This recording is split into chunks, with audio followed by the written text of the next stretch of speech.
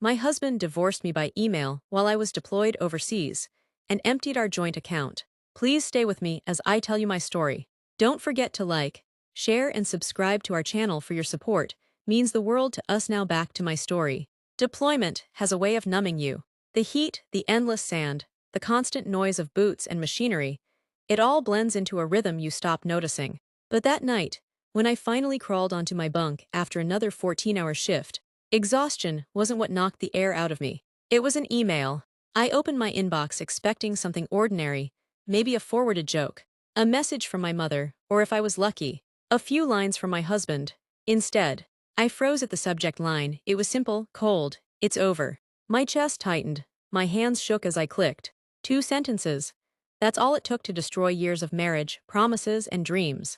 I want a divorce, don't come back. I read the words again and again, certain my eyes were playing tricks on me. But no, they didn't change. The man who had kissed me goodbye at the airport, who had sworn he'd be waiting when I returned, had ended our marriage with the ease of hitting send. The barracks spun, my ears roared. Around me, other soldiers laughed, played cards, tried to drown out the loneliness of deployment. But I was drowning in a different way. I scrambled to my laptop, desperate for something, an explanation, a sign that this was a mistake. Instead, instinct pushed me to check our joint account. The moment the screen loaded, I felt my stomach drop. 0. The balance was 0. Every cent of our savings. Gone, the house fund, the emergency fund. The money I'd scrimped and saved, all transferred out. My breath came in shallow gasps. It wasn't just abandonment, it was theft. He hadn't only left me, he'd stripped me bare. Across an ocean, where I could do nothing but stare at a glowing screen. For the first time in months, I wished I wasn't deployed. I wished I was home, not to beg him to stay, but to look him in the eye and ask why. Instead, all I had were 2 sentences. And the hollow, sinking knowledge that my life had just been ripped apart in silence. My fingers hovered over the keyboard long after the screen blinked. Balance. $0. At first, I thought it was a mistake, some banking glitch, a miscalculation, but then I clicked deeper, scrolling through the transaction history. There it was, one large transfer. Every cent of our savings drained into an account I didn't recognize. He hadn't just left me, he had cleaned me out. I sat frozen on my bunk, laptop burning my thighs. My chest ached like I'd been sucker punched. The man who once sent me flowers on deployment anniversaries, who promised to keep the lights on while I was away, had gutted me with surgical precision. I whispered aloud, "Why?" but my voice cracked in the air. My bunkmate stirred, glanced at me, but I quickly closed the laptop. Out here, in the desert, you couldn't afford to break. Not when everyone was watching. Not when your uniform was your armor. But inside, I was crumbling. I thought about all the hours I'd spent counting pennies, skipping luxuries, dreaming of a future we'd build together. A small home, maybe children, stability. Now, those dreams had vanished into a nameless account, probably fueling someone else's life. That's when the whispers started. Word spread faster than I imagined. A message from a friend back home slipped into my inbox. "I'm so sorry, but he's not alone." Attached was a blurry photo taken outside my own house. My husband wasn't just gone, he'd already replaced me. She was standing in the doorway, her smile smug, her hand on the doorframe like she belonged there. I slammed the laptop shut, my hands trembling. Rage boiled beneath my grief. He hadn't been lonely, he hadn't been abandoned while I was overseas. No, he had planned this.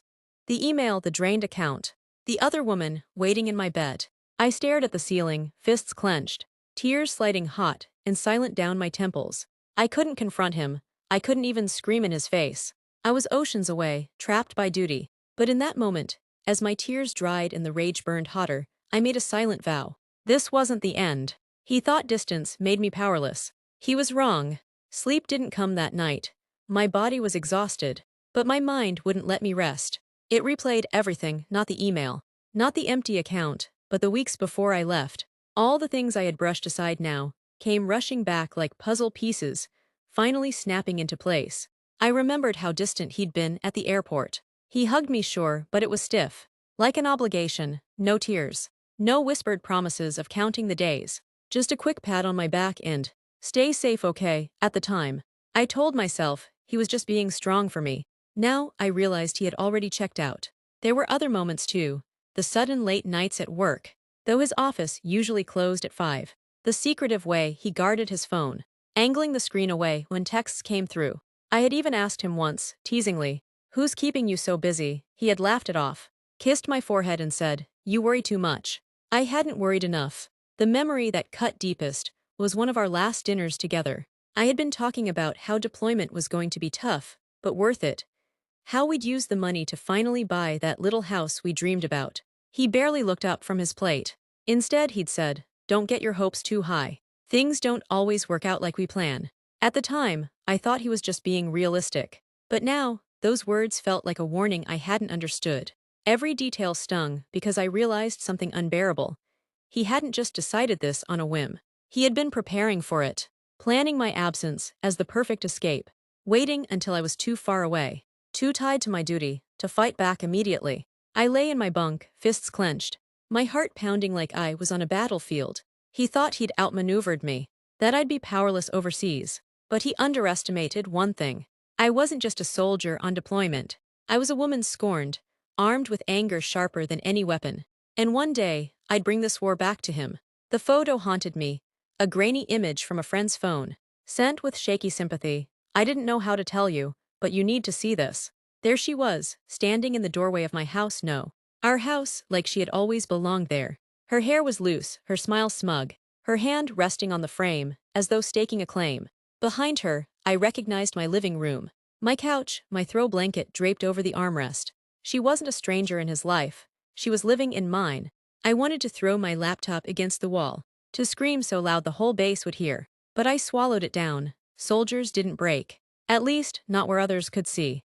Instead, I stared at that photo until the lines blurred. Rage mixed with heartbreak, until I could no longer tell which was which. How long had it been going on?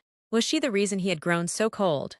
Was she in his arms, the same nights I had been writing letters to him, pouring my heart out from a desert halfway across the world? The messages trickled in slowly from people back home. No one wanted to be the one to break the truth. But gossip travels faster than secrets. They said she was younger, local, always hanging around when I wasn't there. Some whispered she had been in the picture, long before my deployment orders came. The betrayal cut deeper with every detail. It wasn't just that he left me. It was that he had already replaced me before he had the decency, if you could call it that, to hit send on a cowardly email. That night, I sat on my bunk and whispered his name like a curse. I pictured him lying beside her in my bed, smug in the belief that he had taken everything, the money, the house, even my dignity. But what he didn't realize was that he hadn't broken me. Not yet. The fury coursing through me was sharper than grief. And I promised myself then and there, one day I would make him face me, face the woman he had underestimated. It took me days to work up the nerve. Every time I picked up the phone, my chest tightened, my hand froze. But the anger wouldn't let me stay silent forever. Finally, one night after duty, I dialed his number, my fingers trembling. He answered on the third ring. "Hello," his voice was calm, almost casual, like he hadn't detonated my life with 2 sentences. "It's me." My words came out sharper than I intended. "Do you have anything to say to me?" There was a pause, not guilty, not regretful, just a sigh like I was a burden. "I already said what I needed to. You got the email." "The email," my voice cracked. "You ended our marriage by email. You drained our account. You moved her into our house. After everything we built, that's all I get." Silence again, then his tone shifted. Cold, detached. "I deserve happiness. You chose the military over me. You left, I couldn't keep waiting. She was here when you weren't." My hand clenched so tight around the phone, I thought it might snap. "So that's it. You betray me while I serve overseas and it's my fault." "She understands me," he said simply. "She's here, you're not." For a moment, I couldn't breathe. My mind reeled with disbelief. Rage, heartbreak all tangled together. The man who once begged me to chase my dreams had turned my service into his excuse for betrayal. I wanted to scream at him, to remind him of the nights I'd stayed awake, writing letters to keep him close, of the money I'd sent home, of the sacrifices I made for us. But I stopped, because I realized something in that moment. Nothing I said would matter. He had made his choice, and his choice wasn't me. So I swallowed the sob clawing at my throat, steadied my voice and said, "You'll regret this." He chuckled, a low, dismissive sound. "Don't threaten me." "I didn't, I promised." "You'll regret it," I whispered and hung up. That night, as the desert winds howled outside my tent, I lay awake, my heart burning. He thought he had won. He thought I was trapped, powerless. But he was wrong. This was only the beginning. The call left me shaking, but not broken. His words echoed in my head like poison. "She's here. You're not. For hours I lay on my bunk, staring at the ceiling, my fists clenched so tightly my nails left crescents in my palms. I wanted to cry, scream, throw something until it shattered. But rage has a way of swallowing grief whole. And beneath the pain, something harder, colder, began to form. I went to the bathroom mirror, the harsh fluorescent light cutting across my face. My eyes were bloodshot, swollen, my uniform wrinkled from days of restless nights. For a long time, I just stared at myself. Then I whispered, low but steady, "You don't get to break me." I said it again louder, "You don't get to win." The reflection staring back wasn't a broken wife anymore. She was something else now, a soldier with a new mission. I couldn't touch him yet, not from thousands of miles away, not while I wore the weight of duty on my shoulders. But I could prepare, quietly, patiently, just like he had planned my absence, I would plan my return. That night I began my vow. I started keeping a record, every message, every transaction, every scrap of proof I could gather. His email became Exhibit A, the empty account. Exhibit B, the photo of her in my house. Exhibit C, piece by piece. I began building a case. He thought I was powerless. But what he didn't understand was that discipline and strategy were second nature to me. I was trained for battles far harsher than this. And if he had declared war, then I was ready to fight mine.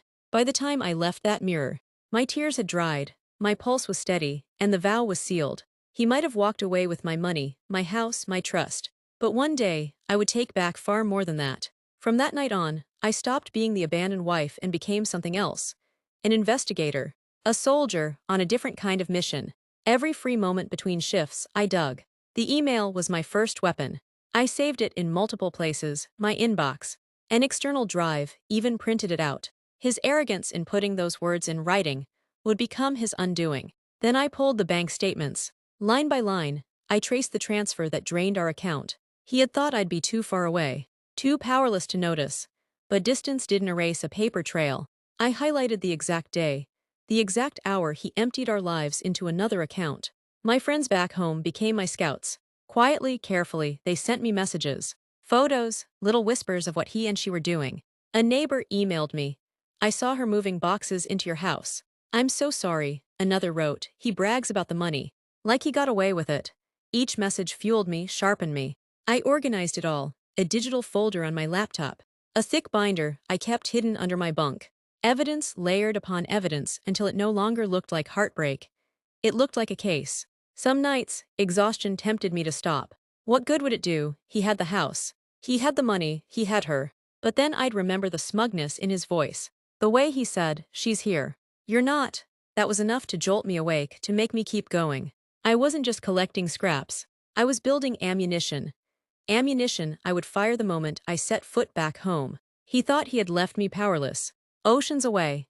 But in truth, every careless mistake he made, every arrogant move he thought I'd never discover, was a weapon I was tucking into my arsenal. By the time my deployment ended, I would be ready. And when I came back, it wouldn't be to beg. It would be to strike. The flight home should have felt like relief. But my stomach churned the entire way. The closer we got, the heavier the weight became. Home wasn't home anymore, he had seen to that. Still, as the wheels hit the runway, I knew one thing. I wasn't stepping off that plane as the woman he abandoned. I was stepping off as the woman who would take everything back. I didn't go to our house. I couldn't bear to see her face peeking out of my windows. Or worse, watch them together in the life I had built. Instead, I went straight to my lawyer.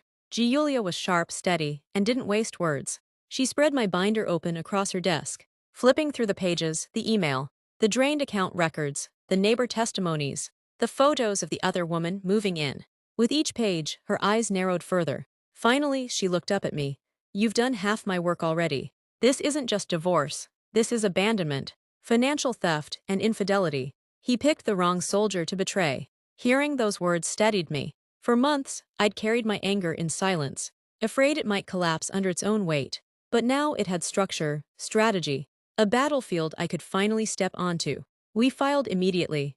The first official notice was sent while I sat in her office, coffee trembling in my hands. I almost laughed at the thought of his face as he opened that letter, expecting silence, only to find my war had just begun.